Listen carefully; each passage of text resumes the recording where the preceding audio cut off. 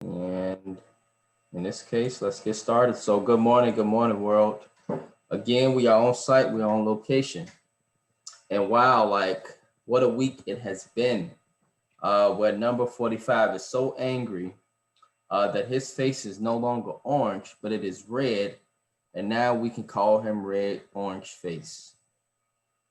As this guy cannot accept defeat and fight every state that he has lost in order to get a supposed victory that would allow him and his followers to continue their white supremacy on the highest level for another 4 years.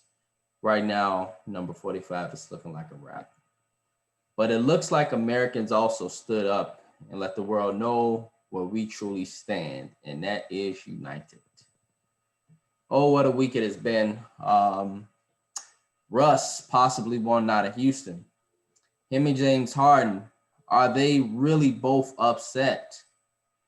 Tony La Russa of our beloved White Sox, the choice for our recent hiring of our manager, caught up in the DUI stating, I'm a Hall of Famer. How dare you arrest me? I'm a Hall of Famer. On to watching the Chicago Bears last weekend in Tennessee come closer to what we have been talking about for the last few weeks because we know it's coming. To the eventual benching of Nick Foles and eventually getting Mitch Trubisky back into action. For Monday night time against the Vikings will tell us a lot more about this team. So with that being said, introducing this morning the guru, although again, I'm sure he will not label himself as a guru for a record 11th week in a row. My brother, Mr. Jamar Goodman, what's going on? Good morning, Brandon. How's it going? Good, good, good. And for those whom do not know, I am Mr. Brandon Price.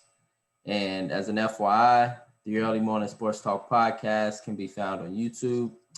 Starting next week, we will actually be going live on YouTube. So that'll be fun. That'll be cool. We are on Spotify, Facebook Live. Of course, you can find us on either our pages, Jamar Goodman or Brandon Price, or on the Early Morning Sports Talk podcast page, which is actually live streaming on the page right now. Instagram Live at TMTATO, Apple Podcasts, amongst other platforms. So we thank you all for tuning in, and we look forward to giving you all a great show today. And so with that being said, let's get started, brother. Let's get started with this Notre Dame and Clemson. Like, wow, man, what a football game that was last week. And everything we everything we stated was just like there. So like we predicted this game would be ultra competitive. I think one of us has stated that Notre Dame tends to play down to their competition, but then they seem to play up to their competition. And so I guess maybe they weren't playing for real against Syracuse. I don't know. But when it came Saturday night, like, bro, them tight ends, who is that number 87? That kid is only a freshman. Okay. Number 3, the wide receiver for Notre Dame, the kid blows the top off the defense. Ian Book, man, he looked like a first rounder on Saturday. He looked like a potential sleeper that can come into the NFL and be a very good starting quarterback. Their tight ends, their wide receivers for Notre Dame. I mean, especially those tight ends. I see now why the Bears drafted Cole Kmet. It all made sense, Jamar, because it all made sense because I'm like, okay, Notre Dame. I'm learning, and I'm learning still that this school is a school where you can go get some really good receivers that can throw the top off your defense. It just reminds me of like the Fuller kid, like who was at Notre Dame. But then also it reminds me of great tight ends and such a great tradition here. And so they came to play, and Clemson came to play too. It's just that Clemson, they defense got banged up, a few injuries here and there, and I think that kind of eventually caught up with them. Although, of course, we've seen that they had multiple chances to win the game. Notre Dame just would not go away. They just would not go away. And so, yeah, man, congrats on that pick. Me and Deshaun, we saw the championship pedigree of Clemson pulling that out. But just your thoughts on this game. And curious, Do Notre Dame at this point run the table in regard to being a favorite to win the ACC and being a lock to make the college football playoff? Man, that was a heck of a game, man. That's one of those instant classics. I'm Uh, telling you. for those that remember ESPN Classic, when the game just gets through being done, they would air it right away on ESPN Classic. Right. Exactly. That's definitely one of those. Man. No, I mean Notre Dame showed up, but like you said, Clemson had ample opportunities to win that game. I just remember I believe it was the fourth quarter, and Notre Dame had the ball. I think it was third and long, and a pass was being thrown, and we thought we were gonna get a pass interference call, and then the ref picked up the flag. I thought right there that game was over. I did, and then somehow Notre Dame got the ball back, and Mm-hmm. scored with like seconds left in the game to force overtime. Place was going nuts. I thought this game was gonna go to like 4 or 5 overtimes, but man, I I thought it was over, bro, when Clemson got the ball additionally in overtime yeah, and on the first play. They went right down to the goal line. I'm like, oh yeah. Oh yeah, they own it. They own it, you know. yeah, no. It's like every time it seemed like Notre Dame would like maybe get somewhere, like Clemson would snatch the momentum and take it right back, like drill a hole in their heart or something like that. Exactly. But Exactly. Notre Dame kept getting up and kept fighting, and then I believe it was the second overtime when Notre Dame sacked Clemson 2 plays in a row to knock Mm-hmm. them Yep. way out of Way back to the range. 40 or something like that. Yeah. Yeah, I'm like, wow, that right Mm-hmm. there said it all. So yeah, that was definitely the best game I've put eyes on this year, in my opinion. As far as them being the favorites, I guess in the ACC, I mean, I guess I mean I still like Clemson when Trevor comes back because I'm pretty sure that team is still head and shoulders above a lot of the competition when they fully stacked or whatnot. Mm-hmm. Um, Mm-hmm. and I guess help me out here. The ACC, they have a championship game as well, right? Yes, they do. And so Notre Dame for this season is playing in the ACC. Mm, For 2020, they are playing in the ACC gotcha. because of this, conference thing. I mean, because of the COVID and different things, they weren't able to play, the outside schedule that they usually play because every team, as you notice this season, has been playing in a conference. And so they had to throw Notre Dame in somebody conference. It was between the American Athletic Conference and the ACC. So there they are in the ACC. Gotcha. So I'm pretty sure there's a strong possibility these two teams meet in that conference championship game. You got it. You Yeah. got it. So at that point, I would definitely be rolling with the Clemson Tigers. But I mean, for now, hey, Notre Dame I would just say, just continue to make the best of the opportunity here. Like, yeah, man, when I look at this game, I definitely see a possibility of an ACC championship. Definitely. Um, as stated, though, one team that can crash the party, and I stated this last weekend, would You be did. the turnover chains. So if the turnover chains can, possibly in a world they haven't seen this kid from Miami, this quarterback kind of reminds you of like a Steve McNair. Oh, he's so gifted with the ball, man. He's smart too. He's fat, he's chubby, he can scramble, but he's fast. It's like it's all crazy. Um, that kid, I think his last name is King. Um, watch out for Miami. I'm telling the world, watch out for the Hurricanes. Um, they could definitely be a team that can crash the party and make things really interesting. And so Notre Dame would have to get past, um, these teams. Um, uh, I don't know. Maybe Jamar, if you can do me a favor, bro, see if Notre Dame play Miami. I'm really interested in that game, or either see when Clemson plays Miami, because I'm sure Miami play one of those two teams. I want to pull up the schedule really quickly, bro, for Notre Dame. Now that I think about it, so in that case, there's no point to pull up. I just had it up. Neither one of them Okay, plays Miami. neither one of them plays Miami. Okay, so that's like a good thing, I guess. Um, because I was really, really interested in Well, seeing I take that back. Clemson played Miami already. they played them. Yep. Okay, they beat them then, right? Yep. Yeah, so that was Miami's only loss. Okay, and so Notre Dame in this Well, case. wait, is this right? No, is that back? Well, I'm thinking. I got the schedule pulled up here. Okay. Um, I don't think they played them. They played Florida State, Pitt, Tech, Notre Dame. Louisville, Yeah. South Florida, Duke. Um, took care of Pittsburgh the way they supposed to. Um, so this is what I'm talking about though, bro. Like you see how easy the schedule is, but the one trick game, and I think me and you can see this, is today. A number of reasons why. They are high off of beating Clemson. Nothing more dangerous than a team that has never really had much success, at least on the big national championship stage, in regards to being a championship contender to win it, not to make it, not to get in the playoff. Notre Dame has been that, but a lot of people haven't expected them to win.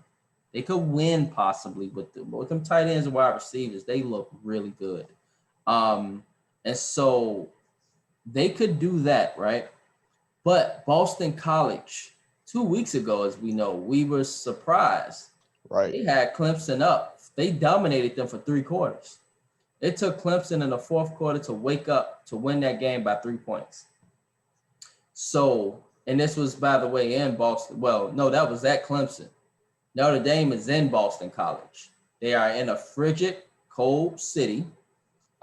This team has absolutely nothing to lose, and they are just playing with house money. And now the bullseye is on Notre Dame, and so they control the table at this point. They really do.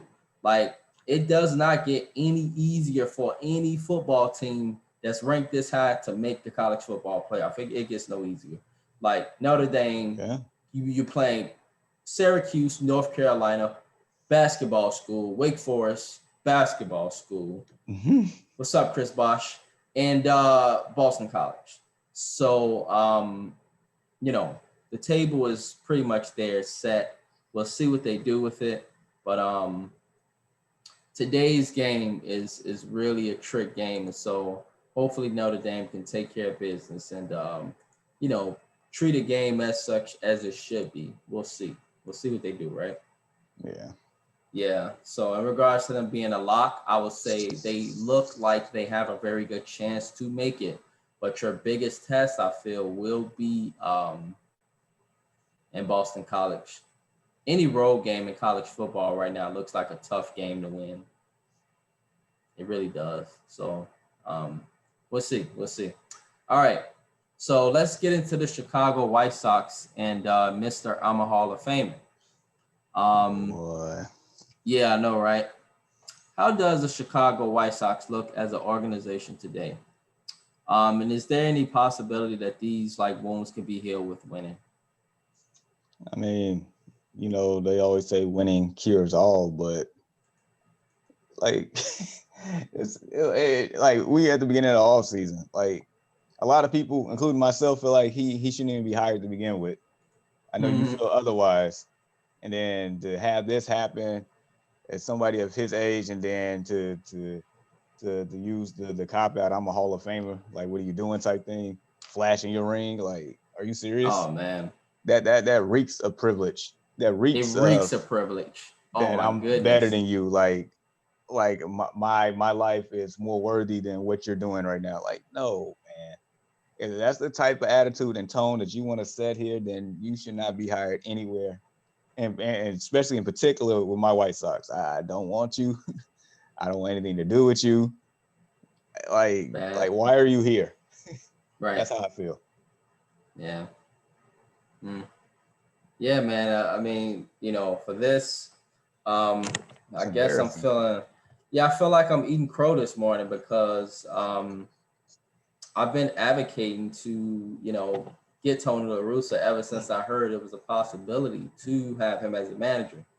Um, but it's like hearing this and this privilege, I just worry Jamar a lot that what the heck would he do in the like in the dugout? Like he is an older guy. He's in his 70s, so he does come from a different generation, a different mindset of privilege, and that is so true. Um, it's dangerous. It really is that we got him as a manager because if he's showing this type of behavior, Lord knows in certain moments what he'll do. I just don't know. And so we're talking about like trust and different things. Um, he's lost a lot of trust already from his team.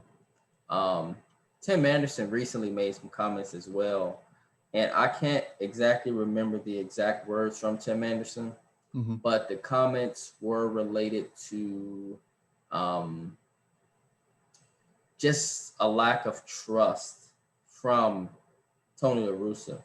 But guess what, Jamar? This was even before the news came out about the DUI. So I think that's saying a lot. I'm thinking, the team right now, they kind of feel a certain way about the guy, and they just literally haven't even had much time with him. So it's a really dangerous situation. So right now, the White Sox organization, they are looking like they're eating crow. Um, but they are looking happy as well. Congrats to Jose Abreu, American League MVP. First time since the Big Hurt did it in 1994. Yes, sir. I'm loving that hat. So we got some really good news that came out of baseball. It came for our White Sox. So that's a positive. Um, I just say White Sox focus on the baseball. Try not to focus on the DUIs and different things, but focus on the baseball. And so, if hopefully you can just focus on the baseball, say, hey, we got the reigning AL MVP. We believe to be a contender. We got an MVP candidate every year in Tim Anderson. Um, by the way, congrats on his Gold Glove. Well deserved. Yes, yes. Awards just raining in for the Sox. Um, there's a lot of positives that's coming out. And so outside of this DUI, it happened. It was before the hiring, um, things of that nature. So hopefully the Sox can just focus on the positives, focus on baseball, winning games, and just go from there. And we'll leave it at that, man. You shaking your head. What's up? What's wrong? Nah, man. You already know how I feel about the guy. I don't want anything to do with this man. I mean, maybe I might eat crow one day, but Yeah, if man, they're he's a smart, World Series champ. He let you know he's a Hall of Famer. He let you know, Jamar, he's a Hall of Famer. You're supposed to respect him. He's a Hall of Famer. Oh, okay. All right. There's plenty of guys that's Hall of Famers too. With less respect. I'm just saying. I So mean, yeah, maybe I might eat crow later down the line, but if they're smart, I wouldn't even have a chance to eat crow. They just let this man go. But that's just how I feel. right. And it's still a possibility that the Sox could fire him before the season. Um, there's no activities going on right now anyway. Yeah. So there's always a possibility. Some people have called for him to be fired. A number of Chicago reporters, different things, guys on Comcast Sportsnet, from even to ESPN have called for his firing. I think Michael Wilbon as well. Yeah, Max Kellerman. Yep. Yeah, even the Big Hurt. He has put it out there too, but we'll see. And it's just so hard because it's 2020 and we're talking about privilege in this country and we're talking about these things right now.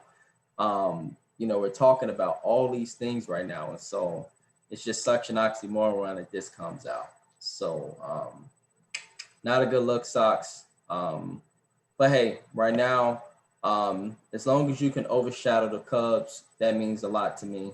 Um, yeah, the Cubs are a bunch of divas on the north side anyway, and they are washed up. And so, baseball loves your exciting young team. And so, let's just focus on that and win some baseball games.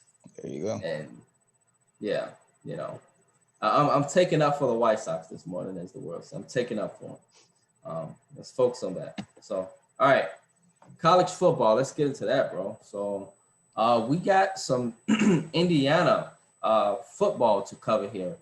So Jamar, we laughed, and I feel really bad here. We laughed at Purdue. We said it was absolutely no chance that this team could be undefeated at this point.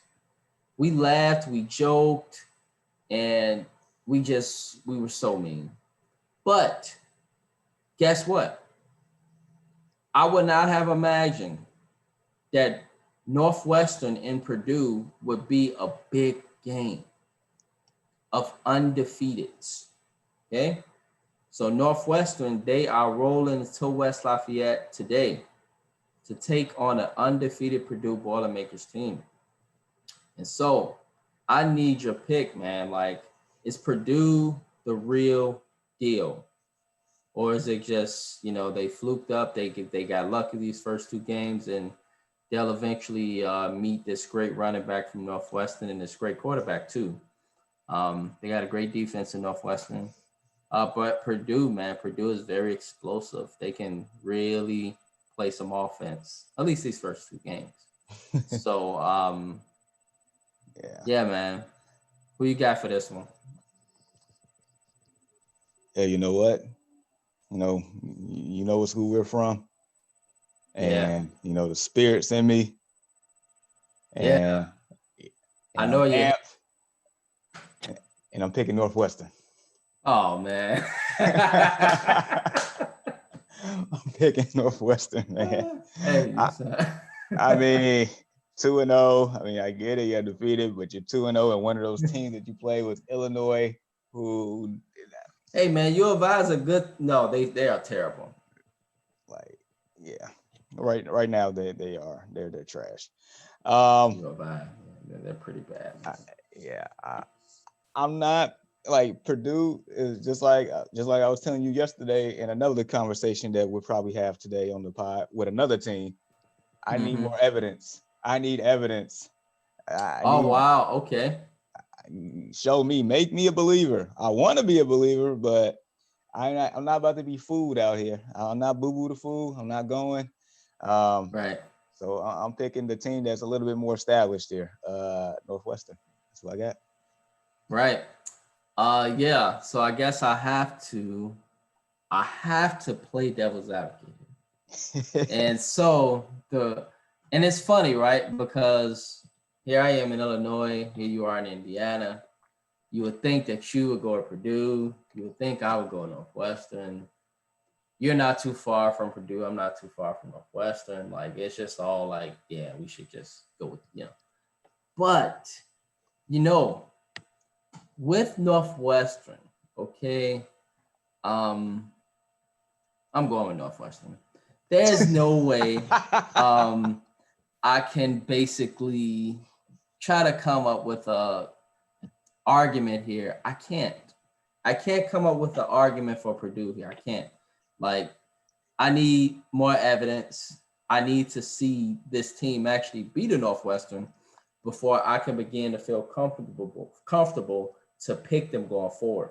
Exactly. I just, the sample size is not big enough at this point. It's too small. And so I have seen Northwestern, however, be competitive. They did beat Nebraska, and they have won their 2 games at home. They have taken care of business on their home field. It's a big test for Northwestern. It is, because I tell you what, Jamar, I was listening on the radio as I was coming from working out Thursday night, and the analysts like Purdue. And this was across the board. And so I'm like, why? Like, yeah, what's the reason? They really like Rondell Moore, who will he actually returned, last week. Hmm. Or 2 weeks ago in this case, as their last game got canceled. They like him. They like another receiver for Purdue. Um, and he was like stepping up prior to Rondell Moore being injured um, week one and then a little late of last season. And so they got some really good talent on that offensive side of the ball. Today will be a great day to find out who those guys really are. It'll be a really good, way to see like if this team is for real. So all eyes will be on this Northwestern and Purdue game. But right now, as Jamar states, we can't pick Purdue right now. Not just because we went to the school, we can't pick them because we just don't have enough evidence. So if you give us evidence today, then going forward, I feel comfortable. So yeah, with that being said, that is a game that will be very interesting. But another very interesting game here is the Indiana Hoosiers, who are ranked 10th in the country, Jamar. And a lot of people feel that this team could meet Ohio State for the Big Ten championship. As we know, Jamar, Indiana has always been a team that can score. They've always been exciting offensively, always a good team at home. Um, and this has been literally for years. But right now they are winning. They are closing out games. They are going up to Michigan State. And Lord knows, I think this is a very dangerous game for Indiana. But I need your pick here. Who wins this Hoosiers and Spartan football game? Oh man, unfortunately, I'm saying unfortunately, as my counterpart, Purdue here, Indiana is actually battle tested. Mm-hmm. In fact, when they beat Penn State, I'm like, okay, all right, we Right. might be on to something. You beat Michigan. I know Michigan is underachieving, have been for a while, have been for years, but they're still competitive. You beat them. Yeah, Michigan State on the road. I mean, I'm taking Indiana because I feel like they're gonna need all the momentum they can get for the following week here against Ohio State. Right. So, but no, I think Indiana's the better team. So I'm going with the Hoosiers. It feels weird for me to say that, but yeah. Mm-hmm. Yeah, but this Hoosiers team, maybe the world will have to get used to this team because they appear to be a really good football team for those who don't know. Yeah. Um, and they can score the ball, but additionally, they are playing defense. They got some really solid linebackers, and their secondary, they got some ball hawks back there. So they always have had strong defensive ends. You can go to Indiana and get some good defensive line talent, take it to the next level. And so, yeah, here they are undefeated. I think this is a very dangerous game. And the reason why is because what made me a believer with Michigan State Mm-hmm. is not only with them beating Michigan, but them being at home and beating, was it okay, yeah, it was Penn State. And so I'm not saying that, these are the greatest teams this year. I'm just saying historically, these have been pretty decent teams. And Right. so Michigan State, you know, they've beaten some pretty decent teams and they're Michigan State. Um, they're at home. Boy, this is a dangerous game, Jamar. It seems like every game where we like stutter, we get like stuck. These turn out to be great games. This will be another one. This will be a battle. Um, I see two physical teams, and I see a dogfight here. Um, I actually got Michigan State. I got Michigan State. I think they'll pull it out Ooh. 23-20 for a big upset. And part of it will be Indiana looking ahead a little too much to Ohio State, which would be disrespectful to, I think, which is a pretty decent football team in Michigan State. And I think the world will find that out today. Um, Team is on the crust. And it's a brother that's coaching Michigan State, by the way, and this is his second season. I think he has that program on the right track. I think he really does. And so we'll see what happens. But I think Michigan State will pull out an upset here today. All right, 13 Wisconsin at Michigan. We really don't have much evidence on Wisconsin, other than us talking about them, right? A few weeks back and Right. stating how great the quarterback looked. But then again, it was against Illinois. They are 1-0. Michigan, however, hasn't had the greatest season. But I wanted to kind of pick this game and see your insight, Jamar, because this is a dangerous game for Wisconsin for multiple reasons. You No. haven't played in multiple weeks. Michigan is still Michigan. You're at Michigan. You have Jim Harbaugh who wants to, keep his job. And speaking of Jim Harbaugh, could this be his last season in Ann Arbor? It's looking really, really dim right now for him. So, just your thought on this game. I know it ain't much evidence that you got from Wisconsin, but yeah, what's your thought on this? Man. Yeah, you're right as far as the lack of evidence here. I mean, but we know the Wisconsin program in general has been strong for a lot of years now. True. Yeah. On the flip side, like you mentioned, like Michigan, Michigan at home is no pushover. That's one of the hardest places to win at on the road. Absolutely. It is. The big house. And I know it's not, fans or whatnot, not really there, but they got a few. But not like it, not like we're accustomed not to like that with huge the fans 100,000 just going crazy with the infamous fight song that everybody knows. And man, I think I'm gonna answer both of your questions. As far as for this game here, I'm gonna pick the underdog Michigan. Just maybe I think more so because of the lack of playing of Wisconsin here. I think that plays a big factor. And as far as Jim Harbaugh, this can absolutely be his last season in Ann Arbor.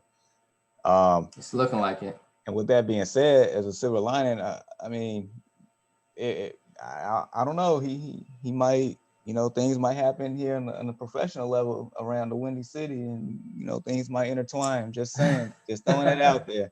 Wait, so are you saying for the Bears? Yes, sir. That's what I'm saying. I would love to see it, but we'll cross that bridge further down the line here. But yeah, like Michigan today, and Jim Harbaugh, this can absolutely be his last season. Yeah. Yes, it's looking like it's about time for Jim Harbaugh to go ahead and pack them bags up. He can't get over the hump. Additionally, he loses big games. He has not beaten Ohio State, which is a really, really bad thing. It's like being in Chicago and being a head coach and can't beat Green Bay. Yeah. So you can't beat Ohio State. That really is like a bad thing on his resume because that's what they brought him there for. You usually beat Ohio State. That's generally your way to get into the college football playoff, things of that nature. I mean, your analogy was perfect. Like, you have to beat your rival. That's what you brought in for. Bears situation, same thing. And especially this Michigan State-Ohio State. I mean, this Michigan-Ohio State rivalry. You have to beat your rival. That's absolutely. You can win. You can lose all games, but if you beat your rival, then you're good. Yeah, you got some satisfaction there. And so Marvin Merriweather, what's up, brother? He commented and said that Jim is trash. Yeah, when it comes to Ohio State, he's trash. I think this guy's a really good head coach, y'all. He wins. He just don't win the big ones. And so I don't know, man. It's like, do you call him trash because he doesn't win the big ones? Because he win about 85%, 90% of his games every year. He's like trash, Jim, but he's like the type of trash that is recyclable trash, if that makes sense. He's trash that you can say, hey, there's a lot of good value in this trash. Like we can still do a lot of good with this trash and get a lot out of this. And so yeah, for me, man, Jim Harbaugh, he's pretty decent. But I tell you what, if he has a terrible outcome for this Michigan season, I don't care if it's COVID or not. Yeah, I think they're gonna pull the clock here. They're pull the trigger here. Rightfully so. Yeah. So it'll be sad to see Jim go, but as they say, all good things must come to an end. And so, in regards to my pick, I actually will go with Michigan. And part of me just want to pick Wisconsin because I know they're a good football team. But sometimes you got to be an analytics guy. And I'm starting to lean more towards analytics, Shamar, and just sort of like common sense. And for me, Wisconsin is a very good team, but Michigan has been playing more. And there's just something about the momentum of keeping them legs going. Whereas Wisconsin, who knows how their chemistry would be? Who knows how, physical they'll be? It's a lot of questions. And so for those questions, I can't pick Wisconsin, even though I think they are the better football team. So yeah, I'll go with the Wolverines today. I'll go with the Wolverines today. And, maybe they'll remind the world that, they're Michigan. So yeah. All right, man. Enough of that. Done with college football. Now introducing everyone the NFL's first half report. Some teams have played 9 games, but most of the teams have played 8 games. And so let's start. Let's keep this Indiana thing going, bro. The Colts Titans recap. I told you, Jamar, via text. You know this. Yeah. I told you a few weeks ago, I really like this Indianapolis Colts team. And I was like, the reason why I like them is not only because of their defense, I really like this running back named Hines, who I think is going to be a hell of a running back in this league. He has proven that he can do a lot. That kid can catch. He's strong. He's shifty and can go left and right. Then he looked like he can run you over too. They got some really solid backs. You still got T.Y. Hilton. Phillip Rivers, one thing about him, what makes him so dangerous, world, is the fact that when he gets out the ball really fast, and he did it in San Diego, those teams are hard to beat when he can just get rid of the ball, get those little quick passes out like he always does, and even hit you across the middle like he does. And so, yes, I know this guy's 38 years old, world. He is getting close to grandpa time. But I like this Colts team, and I especially like them. Guess when, Jamar? When would I like this Colts team? I would like this Colts team come what part of the year?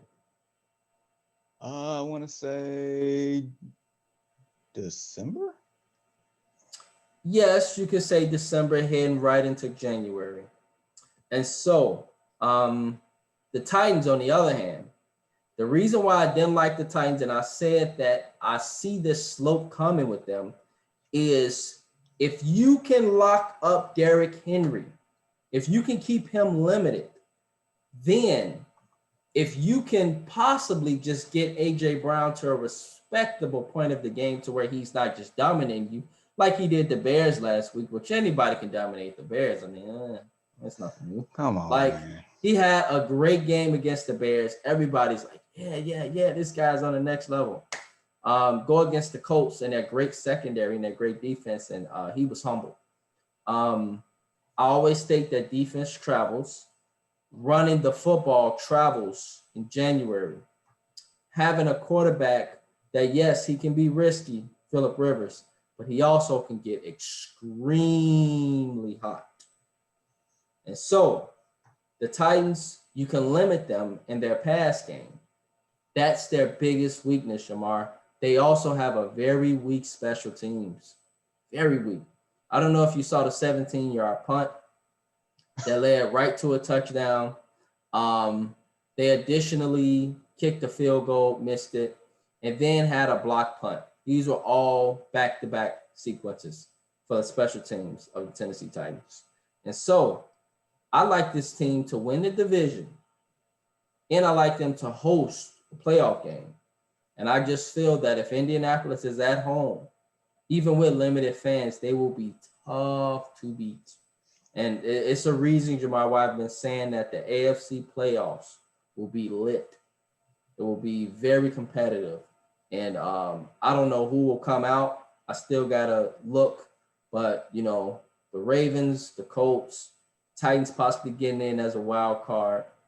The guys up in Pittsburgh, Miami up on the rise, Buffalo, and they great defense. It'll be lit come the playoffs in the AFC. And so I think this Colts team will get hot in the second half. And I think they'll find some really good momentum going into the playoffs. I like this team. I hear you. Mm-hmm. So, my take on the game, Colts, they definitely showed me something there.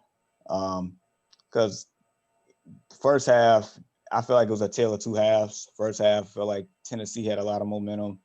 Mm-hmm.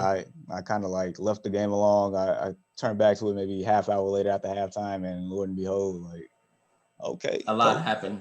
Yeah, it did. Mm-hmm. It did. And I feel like the Colts have been steady all year on offense. Phillip Rivers, I guess what's that phrase? Risk it, no biscuit, or something like that. Whatever it's called. I know you're headed with this. You sure? I think I do, and it's not just Phillip Rivers. It's the overall team. Yeah. So the defense has been the most consistent thing on this team, and that, I guess that's a good place to start, because when playoff time comes, you're gonna need your defense to stop the other team's offense. That's what you're gonna need. I still have question marks as far as their team on offense, but it looks like they're doing more good than bad.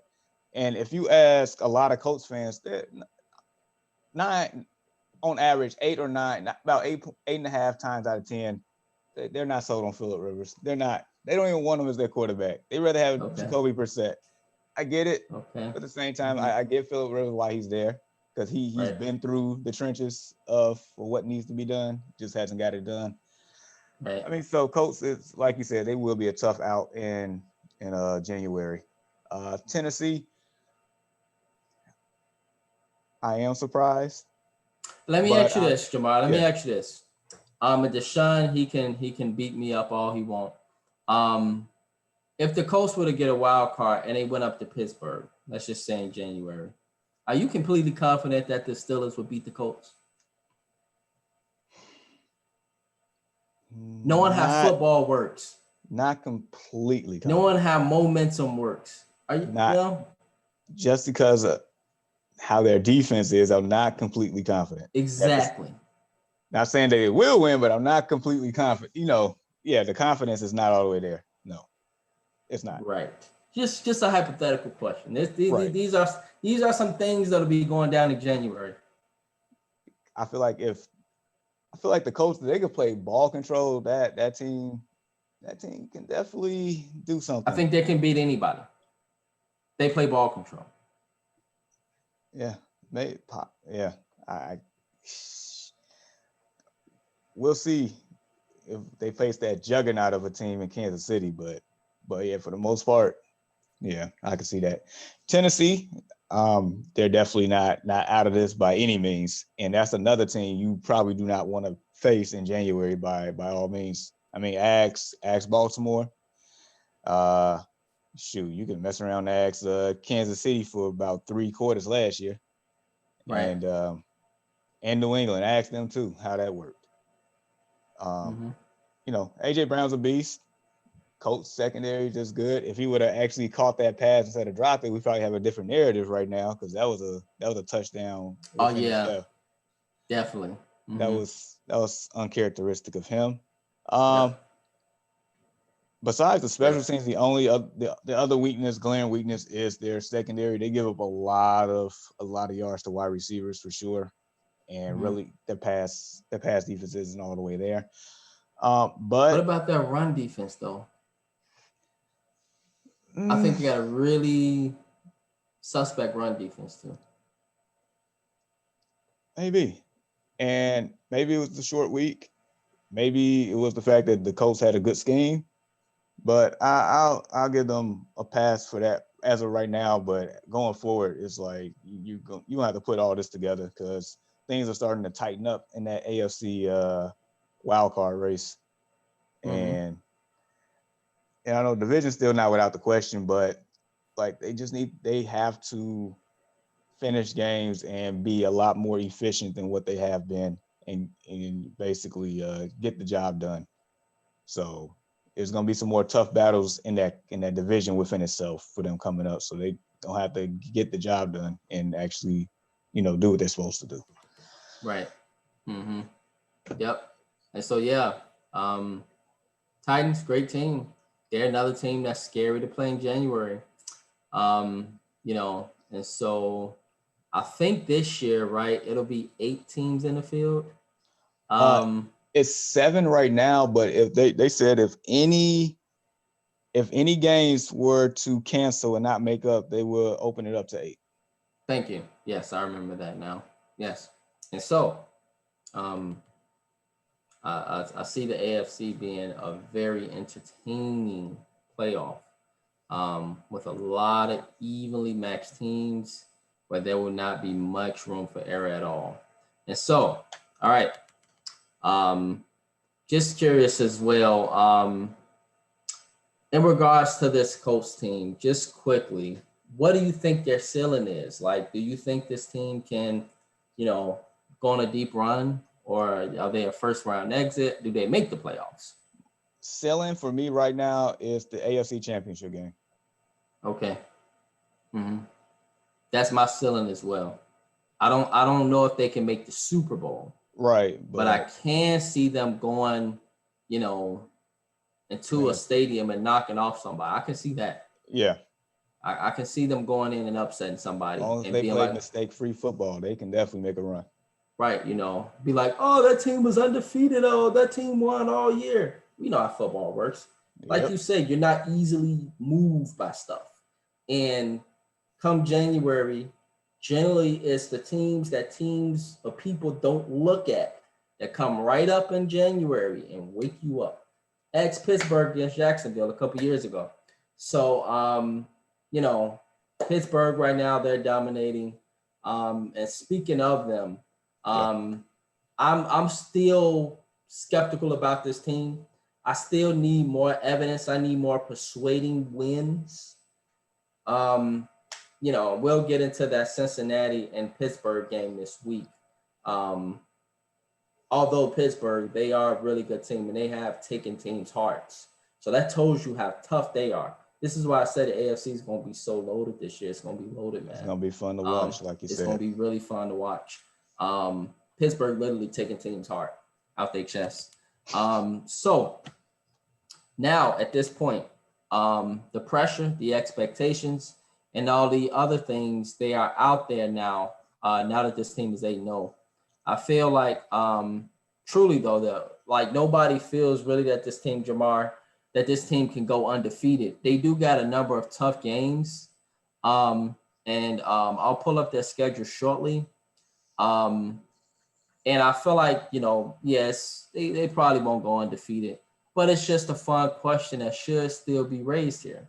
And Yeah. so I'm curious though, if they don't go undefeated, when will this team suffer their first defeat? And Well, I'm sorry, Deshaun, to make you nervous here.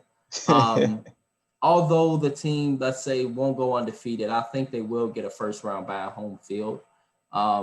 And so, will this team possibly go undefeated?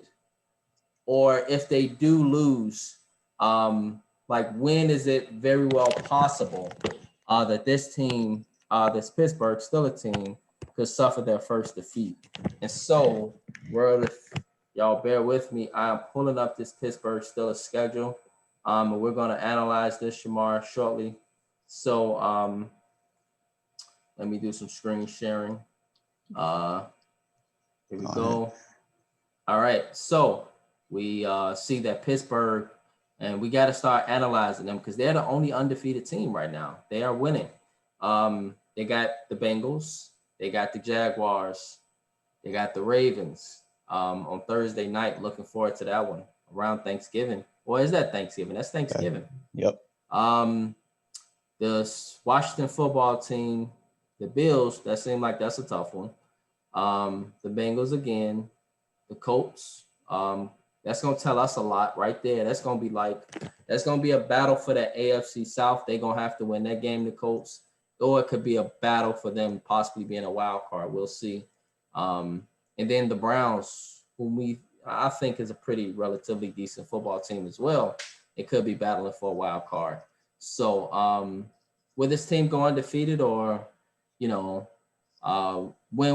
they lose, when will be their first defeat, you think? All right, so I have definitely two possible outcomes here. The first one would be on Thanksgiving. Okay. Because the first time these two teams played a couple weeks ago, that was a good game. Oh, it was a classic, man. It was. All the turnovers, Ravens still had a chance, but Pittsburgh just, that's why I said they take your heart out your chest. They did, because that final touchdown drive, I watched all of it. That was surgical. That was impressive. I was thoroughly impressed by that last TD drive of theirs. So yeah, and just like you said, and one of the reasons why I feel like the Ravens can pull off the win here is because of all the turnovers they had. They had at least 3 turnovers, at least 3, and they only lost by 4 points. Right. So with it being a divisional game, that's always going to be tough. I feel and then it's a quick turnaround too. Exactly. We're talking from Sunday to Thursday night. Yep. And with it being a primetime game with everybody in America watching, I don't think the Ravens will sit there and get embarrassed in front of the world. So I think they would definitely be up and ready for that game and give the Steelers everything they got. And the other possible game here, if the Steelers survive that one, would be December 13th in Buffalo. That's a tough game. Ask Russell Wilson in Seattle, because I did not see that beatdown coming the way it did last week. So, so they kind of made me a believer on that one. So that's gonna be a tough one, a real tough game. That might actually have some seeding implications right there for sure. Yeah, for sure. Yep, that'd be a big showdown. It would be a big showdown. And so I'm with you, man. I couldn't stand no more in agreement. I think, they can take care of the Bengals. That will be a little dangerous. And I'm saying that, Jamar, because Joe Burrow, I think this kid he's the real deal. I'm a believer. He's really the real deal. And like was mentioned before, earlier this year, it took us the second week of the season to know that he is not the worst quarterback in the division. Right. Right. So he's talking to you, Baker Mayfield. So when it comes to the Steelers and the Bengals, always like these football games. It's a rivalry game. It's a dangerous game come tomorrow, but I think the Steelers can pull it out, hopefully. But I wouldn't be surprised tomorrow if they lose tomorrow. I really won't. The Jaguars, they're banged up. Their defense is bad. They're young. They're learning how to win. They're just in rebuild mode. They're trying to tank right now. They better win that game. Yeah, you got to win that game. But the Ravens, and I liked the Ravens a couple weeks ago, but I think this short turnaround might be the issue here. Yes, you're at home. The world would be watching, Jamar. The world would especially be watching. All lights would be on Pittsburgh, especially if they 10-0. And America runs rapid with Steeler fans. You got a lot of Packers fans around the U.S., a lot of Cowboys fans, a lot of Patriots fans, got a lot of Steeler fans. And so a lot of people will be watching. But I think, I think that's when my guy Lamar Jackson liked those lights. He liked those bright lights. And so, that could be a very dangerous game, and the Bills as well. So I stand in agreement with you. One of those games, I think the Steelers possibly could suffer defeat. If they don't lose those two games, Jamar, I'm here to tell you they're going to go 16-0. They don't, unless they just, say, hey, Big Ben, rest up, things of that nature. They have a tough battle with the Colts. Tough battle with the Colts. The Colts and the Browns, because those two teams. But then again, thank you for reminding me. Their playoff the Browns too. They probably fight for a playoff spot. I keep forgetting. You just reminded me. The Browns are a good team this year. I'm so nostalgic. I forgot. Like, I guess I've been so used to them being so bad for so many years. I forgot that the Browns actually have a winning record, and that they are 5-3. Like, they are at home too. So those are 4 tough games: the Ravens, the Browns, the Colts, and the Browns. Yeah, they could easily be 12-4 or even 11-5, but they can also be 14-2. So right. It's like there's definitely a lot of possible outcomes here. Right. And so this Pittsburgh Steelers analysis, we had to begin to cover this team because they are 8-0. They are passing with flying colors this first half. And so we will see as time progresses just where the Steelers team is. I do think that they're on their way to having home field. I do think that they're on their way to, solidifying themselves as a serious Super Bowl contender. And it's just so funny, right? And one last thing is the fact that you see now New England has did their dive, and they're not the New England that we know them as. And now you see Pittsburgh. It's sort of like when Jordan retired and how the New York Knicks kind of was like, finally, it's like the Steelers are like, finally, this is our window. This is our opportunity to get this Lombardi. And I'm rooting for the Steelers for various reasons. For Mike Tomlin, I want to see a brother get, I want to see him get that second ring. I want to see him, just continue to shut his critics up. They always, Jamar, try to talk about the Steelers and is this the last season for Mike Tomlin? Is this or that? Thus far, you haven't heard none of them talk. And I hope that they continue to shut those critics up over the season. So wanted to begin to analyze this team. We will see. I think, we'll begin to analyze them for the coming weeks just because, they're undefeated. A lot of teams don't make it to 8-0. They're not as glamorous as the 07 Patriots, but they win football games. And so these type of things are like, how did this team compare to the 07 Patriots? And people will really start to begin to ask this question, Jamar, over these next 2 weeks. If they win these next 2 games and they go 10-0, you're going to see a lot of people putting the Steelers on their radar, asking the same question we're asking now. And so we'll see. So, yes, Pittsburgh Steelers analysis. We'll see how that, how that team performs as the pressure begins to mount up and up as the weeks go by. All right.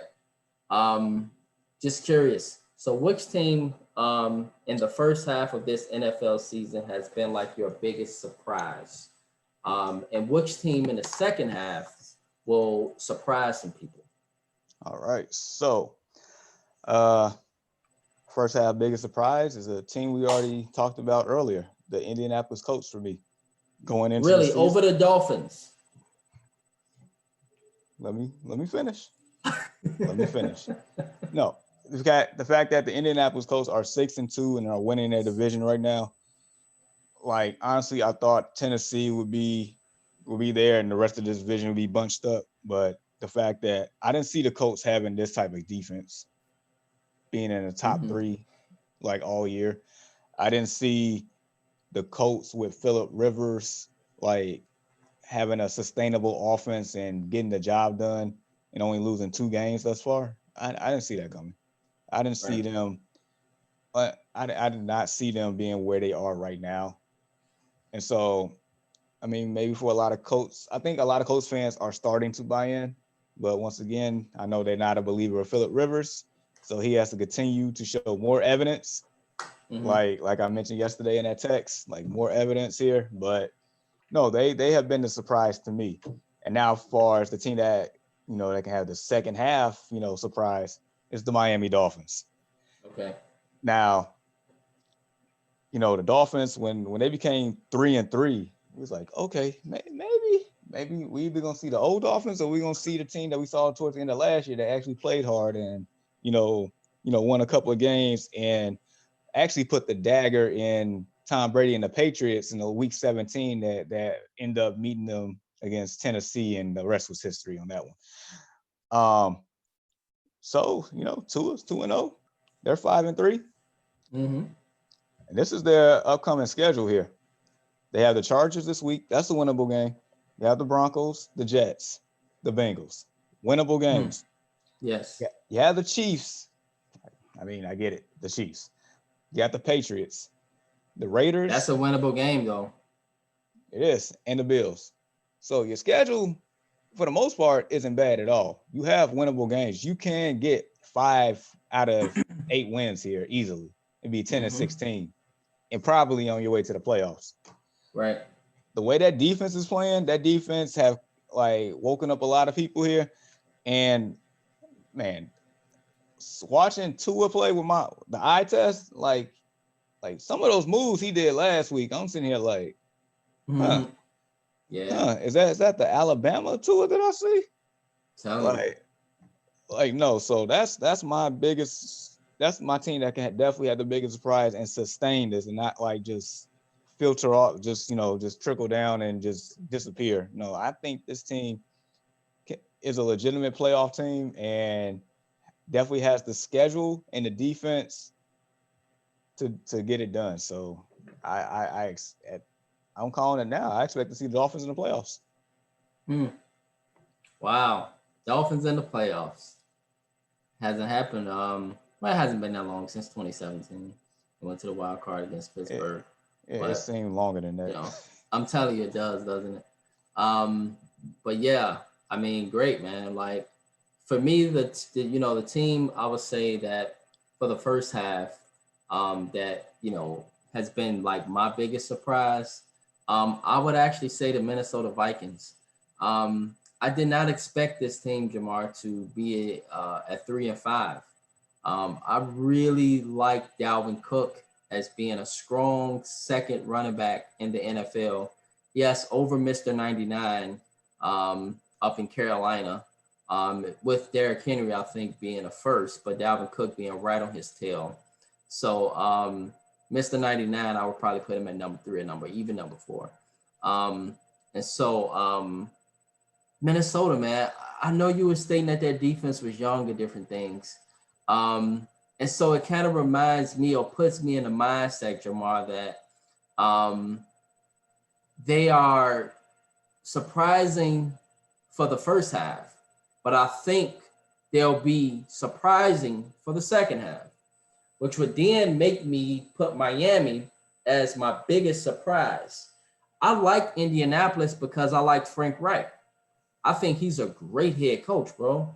I think dude loves being an underdog. He loves running the football, smacking in your mouth, being physical and playing defense, and coming right into your stadium in January and sending you home. Like, he's that type of guy. They're dangerous, the Colts. However, my biggest surprise, I would say, will be the Dolphins. I didn't expect them to be 5-3. I expected them to be 2-6 or something. Just be the usual Dolphins. And be a team that would, come close to winning games, and kind of find ways to lose them. But I knew people had this team on their radar. They did, Jamar. They had this team, and you could see it last year, right? You could see them like, Right. oh yeah, yeah, they looking like yeah, Once they once in the beginning of last year, it was like a lot of teams was like trying to get traded in mid game and a bunch of other crazy stuff. right, Once they filter out all those bad players, and right. I feel like Minka Fitzpatrick was probably like addition by subtraction for them, and it probably Mm-hmm. worked out for both parties because he It didn't want sure to be did. there. He's balling out in Pittsburgh. Ever since they made that move, like in the second half of They've last been year, better. everybody that's there is buying in, and it's a beautiful sight to see. It really is. Yes, and you're right, man. Thanks for pointing out that trade. Big analysis. Um, yeah, Miami right now, they are my biggest surprise. Minnesota was my biggest disappointment. But in the second half, I think this team can get a momentum going. And we'll talk about them against the Bears shortly. And so, yeah, with Dalvin Cook running the way he's running, Jamar, if he can stay healthy, and let's not forget to remind the world that Kirk Cousins, he is a volatile quarterback, but he's still a pretty good quarterback. And so, don't forget, he did go into New Orleans last year and beat, beat the Saints in overtime. It made it look real good. He acquired a lot of critics. So That that's hurt my just not heart. yeah, it's not a fluke though. It's not a fluke. And so, you know, the head Hold on. coach, the head coach in Minnesota, by the way, is a very great head coach. And so all these things, Jamal, point to an upward trend for the Vikings. Hold on. Okay. All right. All right. So I'm Kirk, saying, no, I get your points here. Like I know I said Philip Rivers, like I need more evidence. I think the king of needing more evidence is Kirk Cousins all the way around. Now, Kirk Cousins, when he won that playoff game last year, that was the biggest game of his career it was. by far, and not even Mm-hmm. close. Because any other big games, this dude is nowhere to be found. People Nowhere. call Yeah. APB out on this guy. Right. This dude Mm-hmm. is like, this dude is like empty calories. He gets you all these stats that meaningless stats. Right. That's how I feel. Right. But Mm-hmm. Yeah. but on the flip side, I get your point about Dalvin Cook. Because when Dalvin Cook is healthy and they run the game through Dalvin Cook, I mean, it is a dangerous sight to see. When this man gets a full steam ahead of him, it's a dynamic. It just makes the whole thing dynamic. So Mm-hmm. I get you there, but I just wanted to pump the brakes on Kirk Cousins. But continue. Oh, okay. Yes, even though he gets a lot of meaningless yards, generally the game might be a blowout by the time you get in the stats, things in that nature. Um, I don't know. I still feel like he's a veteran that is used to big moments. He has won games in the regular season, has a bit of a playoff experience in both Washington, or at least battling for playoff moments in Washington and in Minnesota. And so I think that plays a big role here. Um, then they play the Bears coming this week. So what better way to get momentum? And so I like this team in the second half to try to battle for a playoff spot. I might really be over my limbs here because I don't know. I just might be over my limbs here because they are 3-5 for a reason. So we'll see. We'll see. I was battling between them actually, Jamar, and the Eagles for a team that could have that second half surprising people. You know, I almost picked the Giants as a second half surprise. Believe it or not. Really, the 2-7 Giants. Yeah. How? For How? one, How? anything is possible in the NFC least. So any one of those I'm teams could be a telling you. surprise. But the real telling stat is, like, in all the games that they lost, except for one, they've been competitive in every game. So that means that team is playing for that coach. So with that being said, I know their only 2 wins has been against Washington, but that front seven of theirs is on defense is looking really, really nice. Their pass defense in the last few weeks has actually been really good. Mhm. And with the I guess full-time resurgence of Alex Smith here, maybe we might see something. No, hold on, wait. Did I say? Well, I'm Alex sorry. Smith, he's for the Washington Yeah, football team. sorry. Daniel But Jones. yes, I'm sorry. Daniel Jones and Sterling Shepard. Ever Mm-hmm. since he's been back, he's actually Right. been. I think he's seen at least 8 targets a game, and he's been actually balling. So I feel like the Giants, not the football team, the Giants can actually make a surge here. Just saying, but yeah, that's a bit of a stretch, I know. Well, yeah, definitely. I don't see how you saw the Giants. Maybe you went to New York recently and you just love the city. I don't know. But That's I on my agree with bucket you. New list. York, New York is it's phenomenal. All right. Thus far, I want to know at this point, bro. Like we've been seeing Derrick Henry dominate. We've been seeing Russell Wilson put up magical numbers. He's on pace to break Peyton Manning's all time single season touchdown record. Right. So just curious, man. Like who has been your NFL MVP thus far during this first half? All right. So the two names that you mentioned, I feel like they have been going back and forth. I feel like it was Derrick Henry, then it was Russell Wilson, Derrick Henry, Russell, and they're both deservingly of being candidates here. But What about the kid in Buffalo?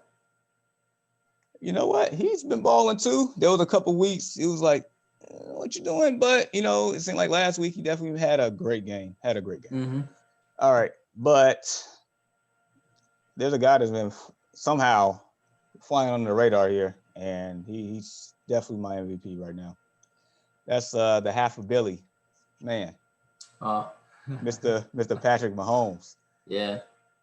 Let's see, he got 2,687 yards passing, 25 touchdowns, one interception, 25-1 interception ratio. I TD. mean, and don't this supposed to be a down year for this brother? Like you see how cold he is? Like, do the world see how cold this guy is? This supposed to be a down year, and nobody talking about him for MVP at all. And it's unbelievable, man. At all, and his passer rating so far is 115.9. Like, come on, Chiefs are 8-1. And how many passing yards he got? 2,687 yards. Damn, he's and so I was going to say Russell Wilson here, but look at this stats, bro. Check this out, y'all. Russell Wilson, he got 28 touchdowns. Don't get me wrong, he got 28 touchdowns. How many Patty Mahomes got? 25. Okay, so Russell got him there at touchdowns. He got him at a passer rating of 117.1. However, he has 8 picks. 8 picks, that's a lot of interceptions. But he does have 2,541 passing yards. But at the same token, Patty got what? About 100 yards more. So Patty's leading him in yards and definitely 1 interception. Amazing. That was the stat that caught my eye. Just 1 pick. 1. Right. That is like amazing, bro. And like, I think that was the game they lost against the Raiders. Yeah, that was against the Raiders. Yeah. Man. And if Russell Wilson had this, some people still got him, however, as the front runner for MVP. But they got him as front runner, we know, Jamar, for really unfootball related reasons. And when I say that, the unfootball related reason is the fact that Russell Wilson has never won an MVP. He's always been like a candidate to win MVP. And I think people just want to see him win. The narrative. Patty Mahomes, he's got a number of MVPs laying around. And so, like, the narrative. They want a story. They want a headline. they want this narrative to add to Russell Wilson's great career. But I think, and I think also they're like, hey, who really carries the Seahawks other than Russell Wilson? But then we can also state who really carries the Chiefs. Like, we was talking about this a few weeks ago. We were talking about weapons. I don't know if you remember. And then people were talking about the weapons for Kansas City compared to the weapons for Seattle. And Kansas City definitely got more weapons, but Seattle got some solid weapons too. Right. And so it's like, I mean, DK Metcalf and what's the Ty- what's the little Tyler Lockett. Lockett? Yes, man, I always think of Chris Carson, but I always get his name mixed up. I just know he's the little short receiver that got heart and just catch everything. He is a Tyler monster. Lockett. Yes, he is a beast. And so, you know, they got solid backs as well, and their tight ends, they've grown up from being kids. They're men now in Seattle. Like, man. And so with both of these teams, like, I'm just making a case for Russell Wilson for that reason, but I really know who's the MVP. And I really know. It's it's sort of like with hooping, right? It mhm. reminds you of LeBron James. You know LeBron's the best player in the NBA. You know he's the real MVP. But you give it to Giannis because, or I don't know, you give it to James Harden for various reasons. I don't know. Um, and but we basically know who's the real MVP, and it's just crazy that this supposed to be a down year for this guy. This supposed to be a year where ain't nobody even consider him to be an MVP, and yet again he's looking like he might come out with it again. And crazy thing is, if Russell Wilson never had that bad game last week against Buffalo with those 3 picks, might have a Right, completely different narrative today. But completely different narrative. yeah, this That's is gonna come down to the wire for this MVP, I believe. yeah. I think we should, think we will actually cover that because I'll be very interested. I think Derrick Absolutely. Henry, he was a solid contender. He's dropped out now. He hasn't had really solid outings. Although I mean, Derrick Henry has stated, y'all don't sleep. He still had like 120 some yards quietly, and it was a bad game for him. For me, it was a bad game. you know. Yeah. But for most running backs, right, if Cal Montgomery did that, we would be, oh, you know. But you know, and the funny thing is, a couple of weeks ago, they was ready to put Tom Brady in his MVP discussion, and then right, last week happened, and they shut that up real quick. really quickly, yes. As stated, I just, I knew there would be chemistry issues there. His kryptonite is the Saints defense. And a lot of people, they forget about the Saints, man, that, and right now they're the number 1 seed in the NFC. That team is used to winning. They have a winning culture. The Bucks are just really still on the upstart. The Saints been there, done that. Who that nation? And so I like them, and they went in there and they put the smackdown on the Bucks. And so, yeah. But right now, Russ, Patty Mahomes, that is a legit battle for MVP. We will see who will come out with that. All right. And what better, Jamar, what better way to end our NFL first half report without submitting a first half report for y'all's Chicago Bears? Wait, Yep, that's right. wait, Yes, y'all's Chicago Bears. wait a That is minute, right. man. If you had to give this team a grade ranging from an F to an A plus or an A plus to an F plus, what would you give the Chicago Bears? You notice I said an F plus. I don't even know if that exists, but Bad enough. Coming out with F pluses, but you saying y'all like you ain't embraced. Ain't you wearing a bear shirt? Hey, come on. yeah, I do, man. I got a strongest together Bears shirt on right now. Don't be disowning your team. Look, man, this is y'all's Chicago Bears. This is y'all's team. Okay, man. Boy, oh my goodness. Come on, man. Through thick Okay, and thin, so man. look, I'm gonna start this out, Jamar. Go for it. In regards to giving this team a grade, I have to give it a C.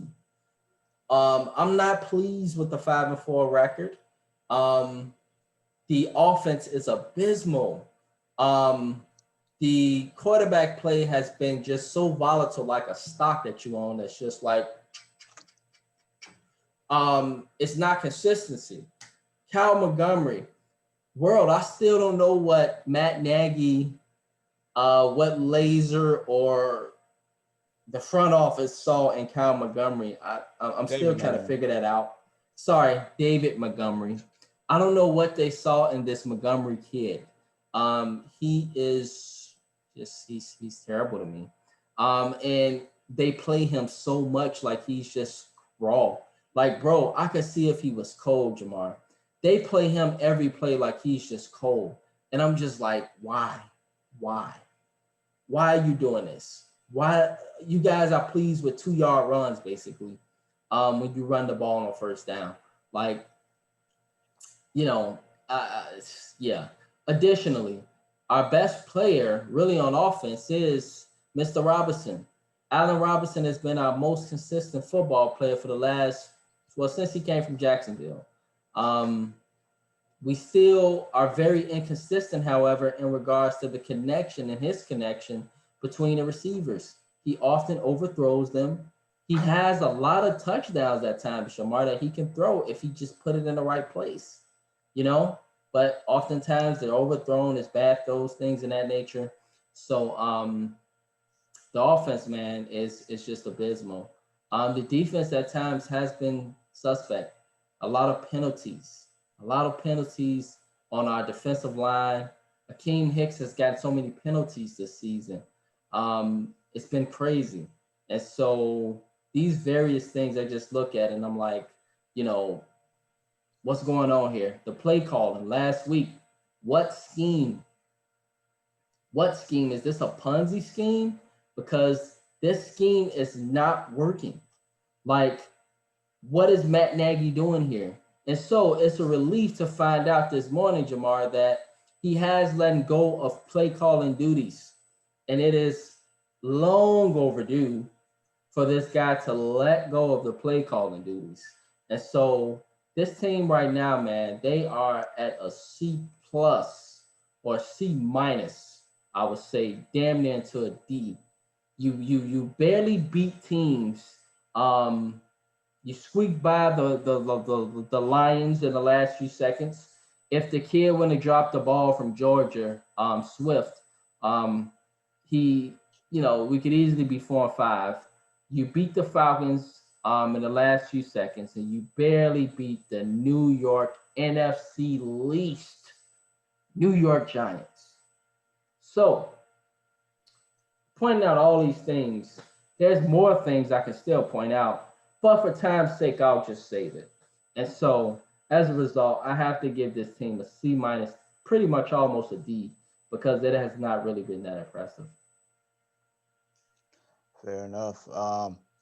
Yeah, my grade is pretty similar. I was struggling between a C and a C minus myself. I just left it alone at a C.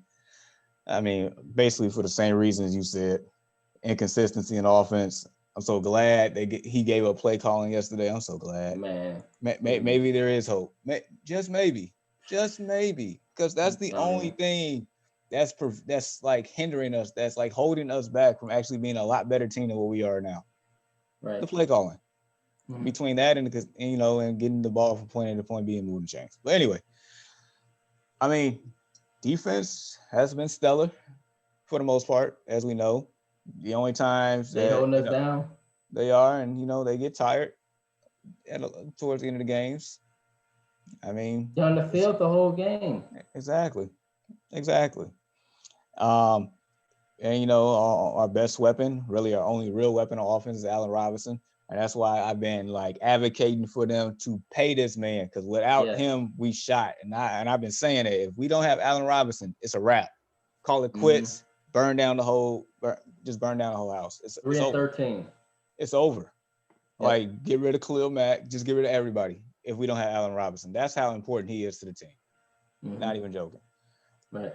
I mean, quarterback play has been abysmal across both fronts. If we have to question if we got to put back the quarterback in that we benched in the middle of the third game for I the know, right? backup, that's a problem. That's why I'm saying, like, no, you get Foles as long as he can, because if we had to start playing switcheroo here, then it's over. Like, just throw the whole season away. That's how I feel. I feel Right. like I know Mitch may be better for what's happening now, but if that's the case, he would have got the job done against the easiest defenses in the league when we were starting. So that's how I feel. Mm-hmm. Um, running game is non-existent. and it's crazy because I found out that the Tampa Bay Buccaneers are 30th in the league in rushing, and we beat them. They have a one more win than us, and yet they are head and shoulders above us in general as their Right. team to ours. The only big difference between their team and ours is maybe the they have more weapons on offense. That's the only big difference, and the Mm-hmm. quarterback. That's it. Mm-hmm. But Mm-hmm. it's no, it's frustrating. I see why these networks didn't give us respect when we was undefeated at the time. When they're Yeah. saying we're the worst undefeated team. I mean, yeah, yeah. I mean, you're not doing anything. You're not impressing nobody. You're not moving the chains. You're keeping the defense on the field. You over here going on the road getting beat down, losing games that you should win against New Orleans. Um, this, that, and the third. I mean, you got a somewhat of a relatively easy schedule coming up for the rest of the year. I mean, what you gonna do with it? Right. Exactly. And I mean, so, go ahead. no. I mean, yeah. Talking about the Bears can be depressing. Um, Talking about the Bears could just make your morning. And so, in regards to this team, yeah, the future, the rest of the season is looking pretty rough, man. Um, you know, I'm hoping we can go 8-8, 9-7. Um, I'm hoping we can at least go above 500. We will see. we it's crazy. We should be a 10-win team at least. That's what we should be. Right. But it's crazy if we finish 8-8. You know how disappointing that is. That is. That's disappointing. That's disappointing. And so, yeah, let's not allow the disappointment to continue. Let's get into some other teams because it would allow us to put a smile on our face and not get into the Bears' misery. All right, so let's get into picks for NFL Week 10. And so let's begin with this, bro. Let's begin with the Texans and the Browns. I'll start this off for you. I got the Browns at home. I think this Texans team, they are a sneaky good team. I feel like they're not as bad as their record states. But again, their record are as bad as they states.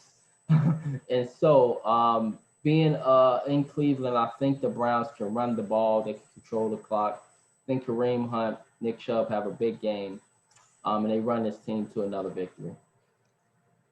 Oh, man, this here's a this is an interesting game. Sneaky. It is because Texans have the firepower on offense to beat this Browns team. Mm-hmm.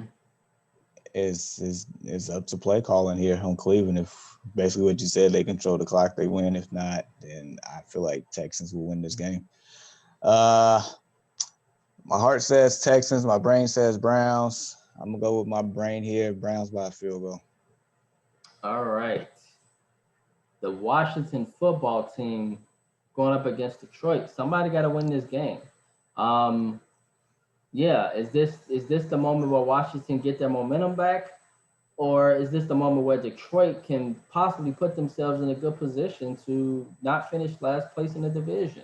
All I right, mean, who wants it more? So who you got? I'm taking the football team. Mm, Taking the football team.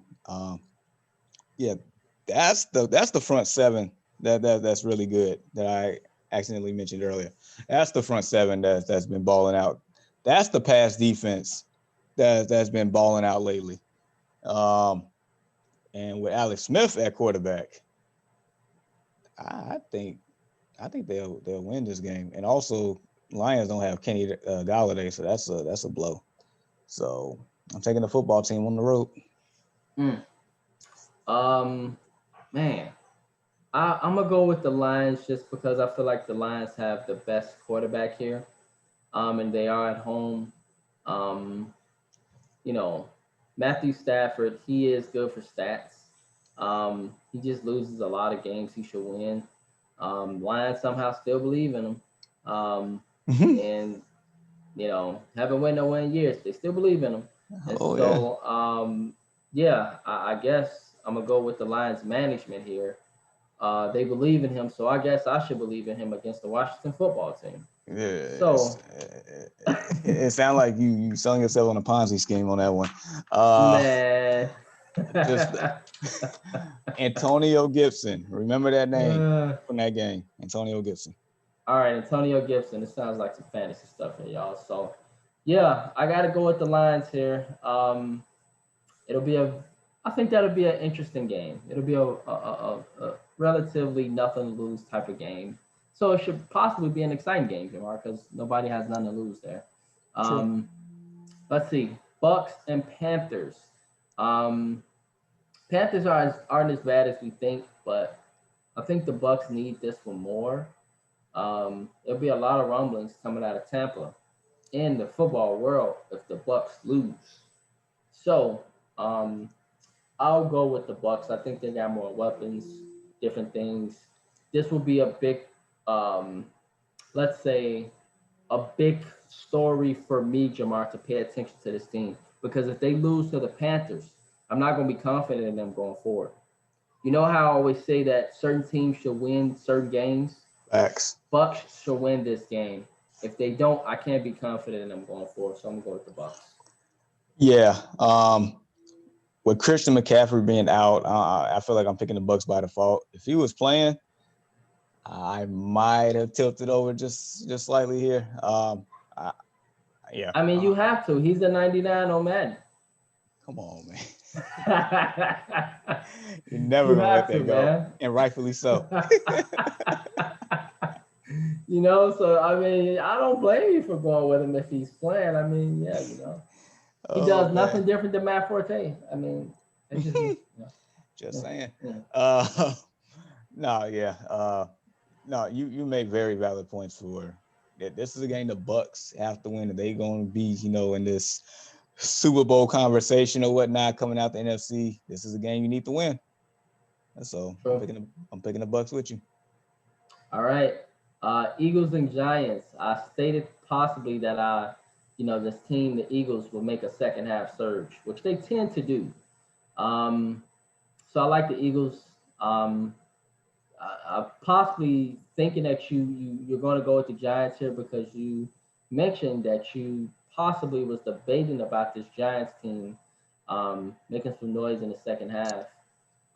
You got them going 9-7 now instead of 2-7. I'm just curious. No, I ain't going that far because I feel like seven wins will get you the division here. Oh yeah, good. In the Sure. least. Yeah. Yeah, I'm picking the G-men. They like I said, they besides one game, they've been in every game. They play hard. They got some momentum here. I'm picking the G-men. Not a bad pick. All right. Jaguars and Packers. I got the Packers. Yeah, cheese heads. Hope Yeah. it's spoiled cheese, but cheese heads. Right. Yeah, but going against the Jags, they got a good chance to have some hog head cheese tomorrow. So yeah. Some of that good Velveeta cheese, some of that what type of cheese, Jamar? Let's name some cheeses right now. Velveeta cheese, We got Kraft, that type of Kraft. cheese. Cheese with the money. I got that cheese. Government cheese. Government cheese, yeah, definitely, yeah. Government cheese. Sargento, that type of cheese. Oh yeah. Yeah, Sargento. yeah. So all these various type of cheeses, y'all should be happy cheese here, because on the Early Morning Sports Talk podcast, we've actually given y'all some props for cheese, and so um, hopefully it won't be French cheese, where French cheese is really good cheese, but it can get a little odory, and so hopefully the Packers don't have, because they're a good football team, they produce a good product. But at times the Packers can stink up some things. And so hopefully you don't stink up the joint against the Jaguars at home tomorrow. Like you should definitely win this game because the Packers are a really, really good football team. And they always dangerous and a threat to make at least the NFC championship. So gotta go with the pack at home. No reason why we should pick the Jaguars here. No reason at all. Possibly it could be surprised, but I doubt it. All right, Bills and Cardinals. That appears to be a really good game. That's tough. Who you man. got? I think they said I think they said the Cardinals beat the Bills once in like the last 30 years or something like that. And that was, I think, Mm, in was that 2010 or 2008, basically mm. when Fitzgerald was in his prime. And you know what? Shout out to Fitz. You know, Yeah, as you shout saw, out to Fitz. I was basically giving that man his flowers while he's still around on Facebook here. So Speaking of Fitz, I got Fitz all time as the top 10. So my top 10 is this, or I would just say up until Fitz. I okay, got Jerry Rice as the greatest receiver all time with a very, very close Randy Moss right there. I like T.O. and his efficiency overall in his career. The guy definitely deserves to be a first ballot Hall of Famer. A lot of people don't facts. like his personality, That but shit had he nothing to was do with the Hall of Fame, man. exactly that shouldn't have nothing to do with the Hall of Fame. So T.O. is number three. Um, Megatron, Beast, Megatron. Um, I got him as number four over Marvin Harrison, which some people can argue that. Right. Marvin Harrison, multiple 1,000 yard seasons for the Colts, man.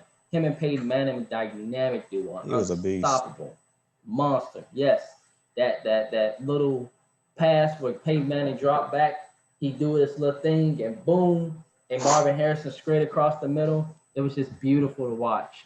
Marvin Harrison number five, and then Fitz at number six. And so shout out to Fitz. Man, Yeah, that's the definition of a professional and elite and role model. There you go. I'm telling you. So yes. And so who do you got for this game? Whew. This here's a tough one.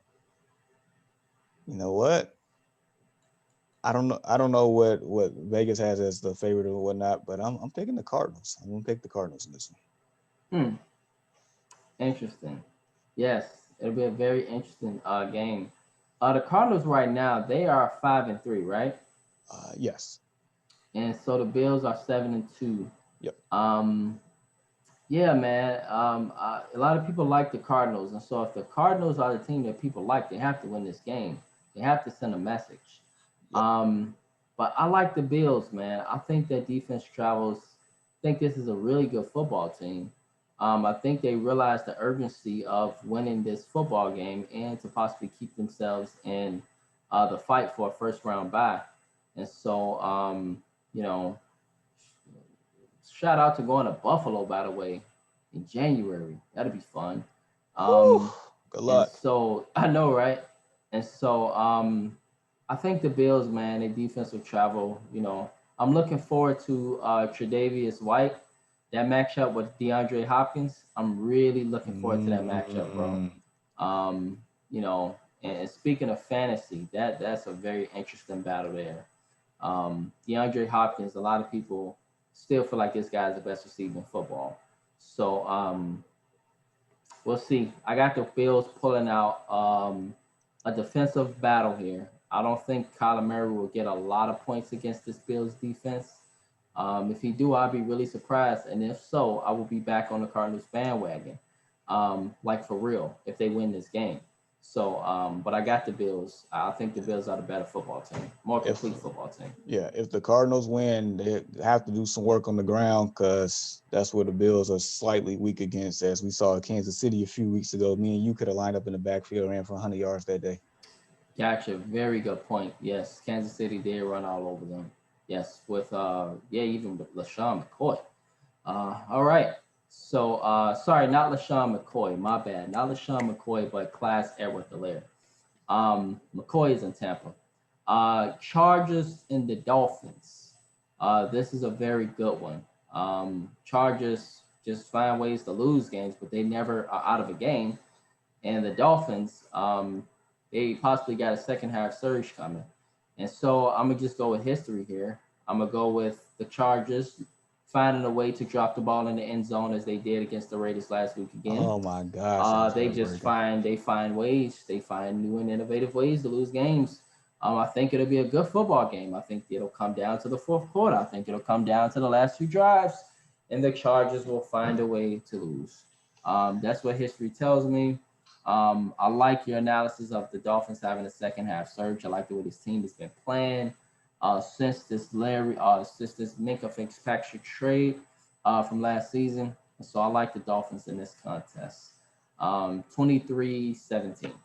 I can see that, but just shout out to both these quarterbacks, man. They comparing this draft to the I think the '04 draft with the quarterbacks with Eli, Phillip Rivers, and Big Ben. They Mm-hmm. comparing those three to Burrow, Tua, and Herbert here, Mm.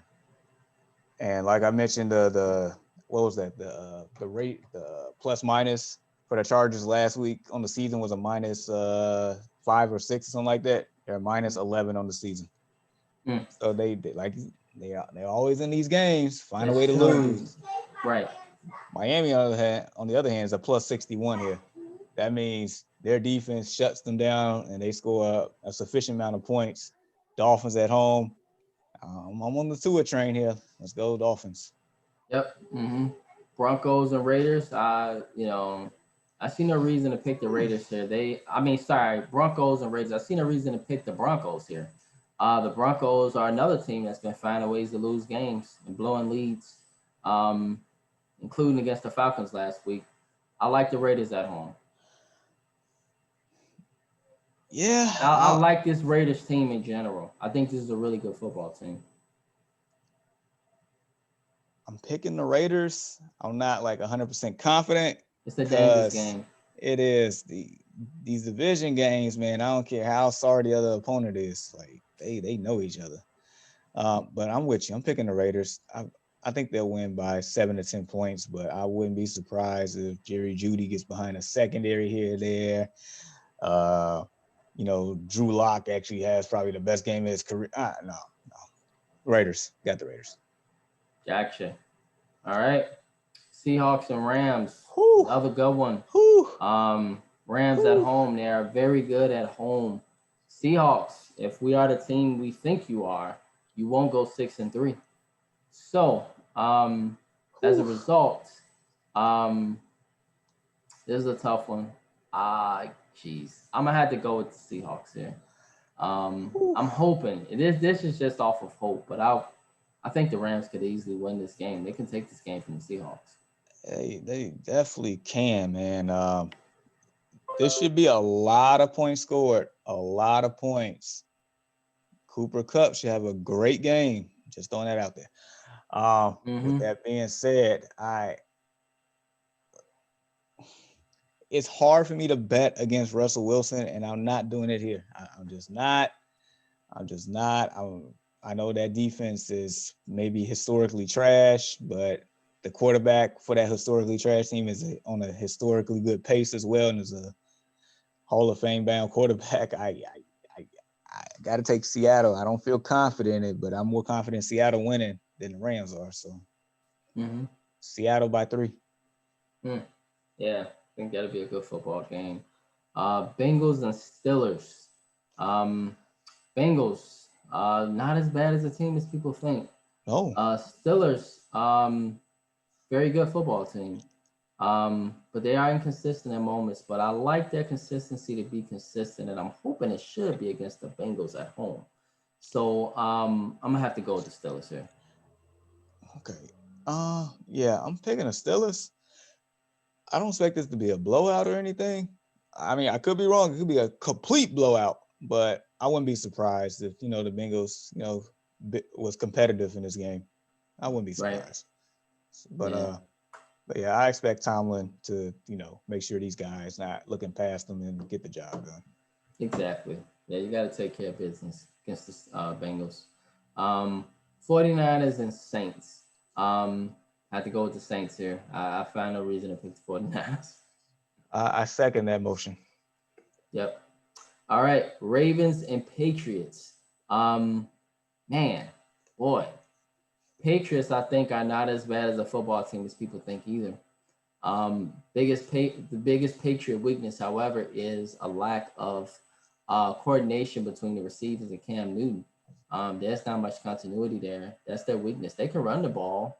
They get a lot of rushing touchdowns between Cam Newton, Burkhead, and I think Sonny Michelle. So like they're able to do what they can on the ground, play relatively decent defense, and don't usually, get blown out. The games usually come down to, like, for instance, a turnover here and there, which their last two games they lost was because of Cam Newton turning it over late in the fourth quarter. So this team is not as bad, but they are playing the Ravens. And so that's my biggest concern. I think we kind of been stating that the Patriots are not really going to be that team this year. This might be that evidence. And so you barely beat the Jets last week. I got to go with the Ravens at home. I mean, I got to go with the Ravens on the road to kind of go in and run over the Patriots. This might be a blowout. I expect the Ravens to win. I don't think New England's going to roll over at all. I don't think so. Yeah, because they I kind of saw urgency in them last week. Did you see it? Like, I'm like, oh, this is like, I see them coming. Like, we're New England. Like, we can't allow this. We can't, they played with some pride in that fourth quarter. They had to. It's like I don't care how depleted we are. I don't care if we playing with wide receivers from your local YMCA. I don't care if we picking up defensive backs from Joe Osco. Like, look, man, we are out here. We are the New England Patriots. We are doing this thing. And it's crazy. I don't know if I said it to you or to Sean last week, but Cam Newton's best receiver in his whole career was Christian McCaffrey, a freaking running back. Not even joking. Yeah. Just let that sink in. That's the type of weapons this man been playing with his whole career. His best receiver was a running back. And this is basically in a nutshell here. He ain't got nobody to throw the ball to. Jacoby Myers, I guess he's doing his thing lately. Bird, whatever his name is, I guess he's doing his, no, not the running back, that other wide receiver. Okay, gotcha. I mean, running backs, I mean, they I don't just, even know his name. Yeah, they just plug and play. Damian Harris, I mean, he's solid. Burkett, and anytime you get ready to write him off, he shows up and do a little thing or two. I mean, it is what it is. I'm picking the Ravens, but I'm not confident in that either. I'm not confident in this game. It's like both teams are slightly underachieving here. But I guess I picked the Ravens. I'm not confident though. Yeah. Ravens got to get that pass offense together for sure. Could the Patriots have a big game with their receivers tomorrow? We'll see with that. Secondary of the Ravens, who's been solid. Humphrey, he's been their most solid, of course, over the years, but they can get attacked at Ravens secondary. But I got to go with the Ravens. I think they're a better team. What better way to conclude our NFL picks than with the Minnesota Vikings and our Chicago Bears? Yes, I'm still claiming you Chicago Bears. At home. Part of me wants to pick the Bears, man. A part of me wants to pick the Bears. And I would not be surprised, man. But I can't pick them because I've been talking about the Vikings as a second half surge. And so I want to pick the Bears. I think the Bears play good against the Vikings, right? They always play good against the Vikings on night games, Monday night games. They always beat the Vikings in general. If you got one team that the Bears number they got, it's the Vikings. They got their number. A lot of this points towards the Bears. And I would be confident if I made the pick, which it seems like Jamar is going with the Bears. If the Vikings were to win, it would be an upset, I think, because but not an upset. I would just say it will have to come down to like a late field goal, tight game, and it would be like a pretty big deal if the Vikings go into Chicago and win this game on a night game. It'd be a big confidence booster. But the Bears always pull out magic against the Vikings. I guess I'm gonna have to go with the Vikings, but in the default, I'm like thinking that the Bears will win. I know that sounds crazy, but I'm gonna have to go with the Vikings just because I like the momentum that they got right now. Don't worry, Chicago. I got your back. Well, I got your back too, but you gotta show me more, Bears. You gotta show me more. hey, I just know for a lot of the same reasons, the Bears own the Vikings. They do. The Bears in prime time against the Vikings get embarrassed. They do. This is all fact. This is all Khalil like Mack had a true. tremendous game against Kirk Cousins and the Vikings a couple of years ago on prime time and Monday night. Right. Mm-hmm. The Vikings only do one thing. They only do one thing, and that's run the ball. And I know our run defense is suspect, but you know, without him, it's a wrap. Kirk Cousins drops back for passes. We coming after him. Yep. And you come after him, you can force him to make some mistakes too. He's very turnover prone. We're coming. I mean, Yeah. Bears winning this game. I don't care how we do it. Bears are winning this game. I'm confident. I'm more confident picking this game than the previous game. Bears win. Wow. Yeah. My heart's with the Bears. It really is, and not just because I'm a Bears fan, but from just a football analysis standpoint. You know, I see the Bears winning this game. But as I stated earlier, I like the Vikings in their trend, so I guess I'm gonna have to go with the Vikings for that reason. So, lately I've been right about the Bears. I haven't picked them in about 3 weeks, and so we'll see how things go.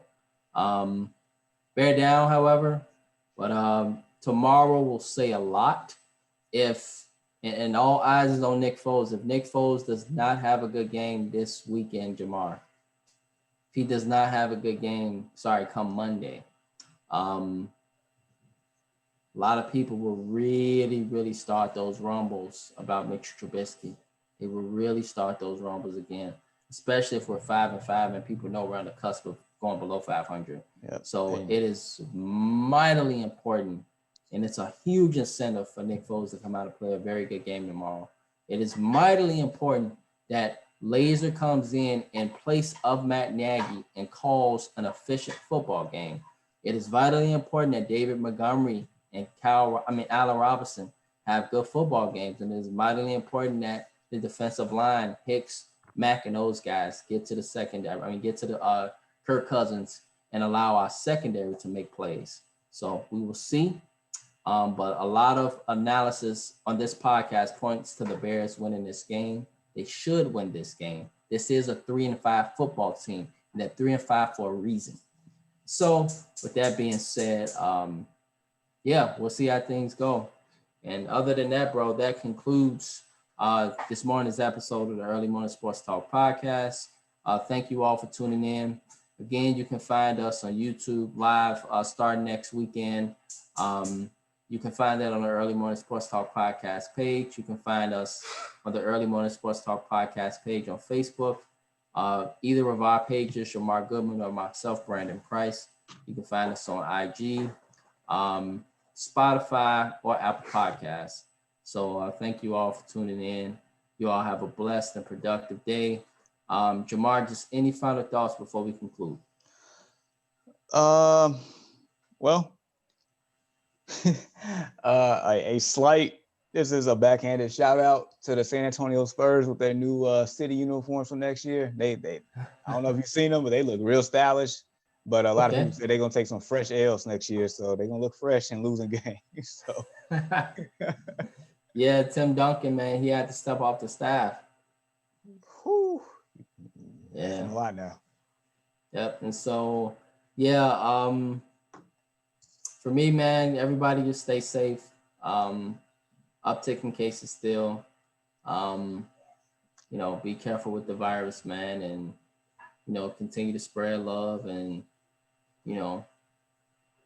just continue to do things that way. So well, we appreciate everybody for tuning in this morning. Everybody have a blessed and productive day, a blessed and productive weekend.